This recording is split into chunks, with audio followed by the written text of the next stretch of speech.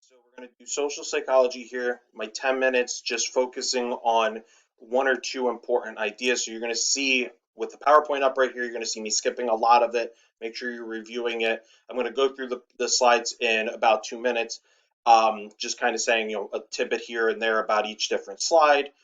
But what I'm going to focus on is actually for this one at the end of the slides when it comes to what we're going to be talking about on our discussion board and about social influence.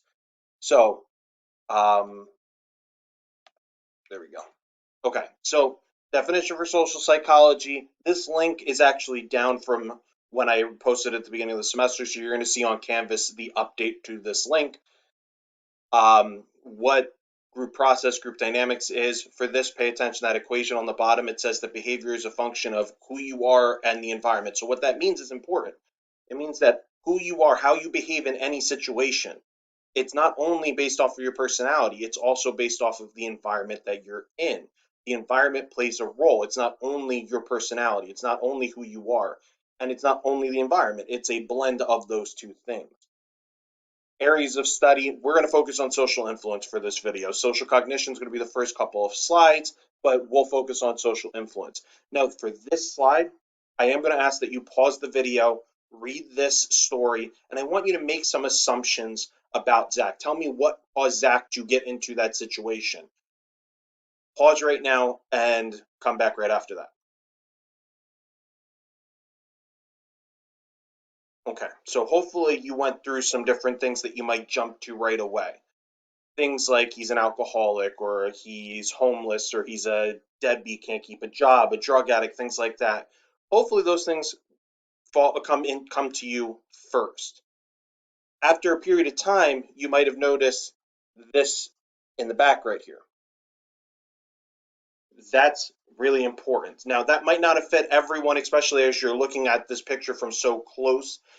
The bright red on the wheelchair frame maybe makes it stand out a little bit more, but in the classroom, what I notice very often is we'll go a long period of time before anyone even notices that. And there's a reason behind that. Now, I'm not going to go into social cognition too much for this video because our discussion board's on social influence. But the reason behind that is actually really important as it relates to the fundamental attribution error, which is what attribution right here in the next couple slides are going to be all about. So I'm going to go through these really quickly. Make sure you take a look at each one of them. But what the fundamental attribution error and what the story of Zach is showing and trying to illustrate is that we will look at somebody who might be the victim of a misfortunate event and we'll find some way to blame them. And it's actually a really important thing to human behavior, something we'll talk about more when we get to personality. We'll talk about this a little bit more. But the bottom line is the simplicity of it is actually really simple. If we can say that somehow this negative event was their fault, well, then I can say I wouldn't make that mistake. So I can say it couldn't happen to me. It wouldn't happen to me. That's a very subtle but very powerful part of psychology and who we are, is that to a degree of truth in our psyche, ignorance is bliss by design. We're going to talk about when we get to personality, that specific aspect of things a little bit more, why that is designed to be there, why that can cause us problems if we don't live our lives like that. But the bottom line is we find ways to minimize our risk, maximize our gains, and that's what attribution goes into. Same thing with attitudes. We'll probably end up talking about these things, attitudes, a lot more when we come back into the classroom for our discussion on social psychology, or whenever we do that, however we end up doing that, that will end up going into prejudice, which is an attitude, specifically a negative attitude.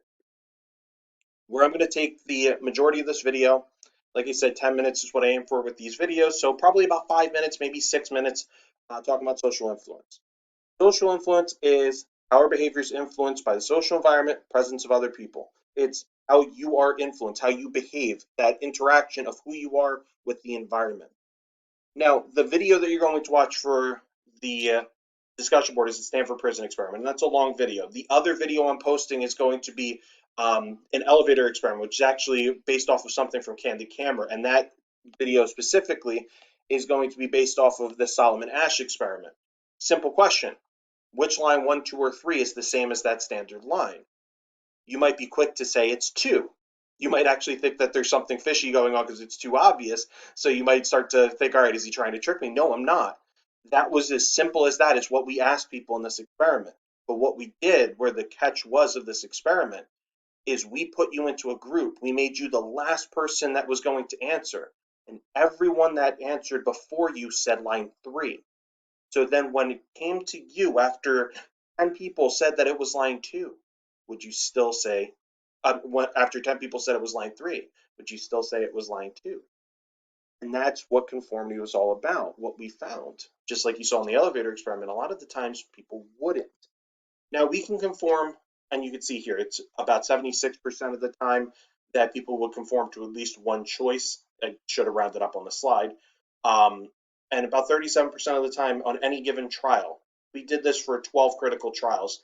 We did it 6 times that they answered the right thing. We just didn't want you to know something fishy was going on. What's causing people to do this? Informational influence or normative influence? Informational influence is conforming because you want to be right. If you've ever cheated on a test before, not that any of you have, I have no doubt that no one has, but if you have, it was because of informational social influence. You didn't know the right answer, you trusted that the person sitting next to you did. So you cheated, you conformed for informational reasons because you wanted to be right. But we also can conform because we want to be liked by others, and that's very powerful, especially if you start to think about maybe peer pressure. Why might someone smoke a cigarette, do a drug, have sex before they're ready? Because they might want to be liked by other people, and that also influences who we are. And really of note too, in this experiment, you're looking at potentially conforming because we want to be liked to people we've never met before, people that we have no real reason to. Peer pressure, they're our friends. We really want the status of them liking us. We're still at risk of this, even if we don't know the individuals. That's why you might see something like the elevator experiment happen.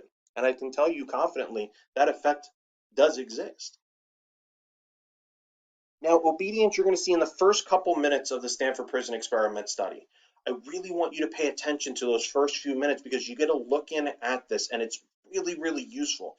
Because one thing that's so important with this is understanding that the people did not want to continue pressing this button to shock the people.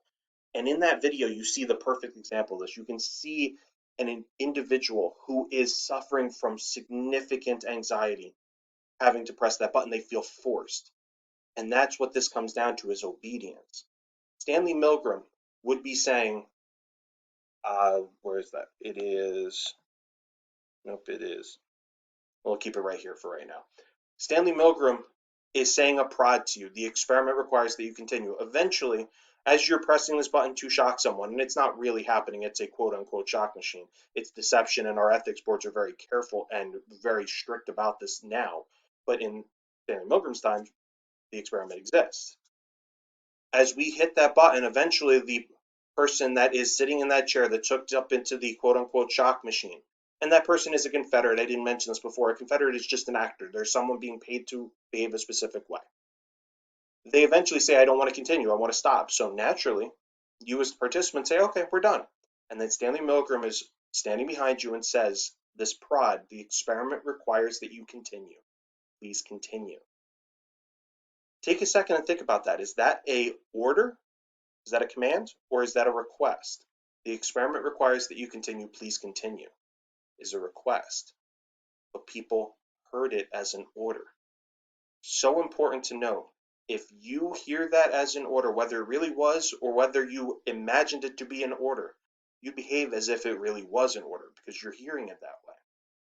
That's what you see in that individual. This person thinks they're forced to do it. Eventually, they start to get concerned about the person's well-being, the person's safety, because now they're not even responding. Yet the person will still continue because of that prod.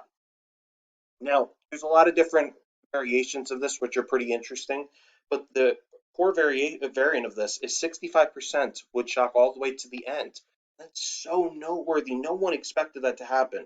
Experts and regular people alike, people that have never had any psychology experience or professors in the field, everyone was surprised by this. No one thought this is what was going to happen, but it is. There's a lot of things that could be said about that, and that's some things that we can get into in our discussion board as we start to look at obedience and specifically power, conformity, obedience altogether. We could start to talk about some potential reasons why that might have happened. There's a lot of variants of the study that you can look into a little bit more, the one that always interests me is two teachers rebel.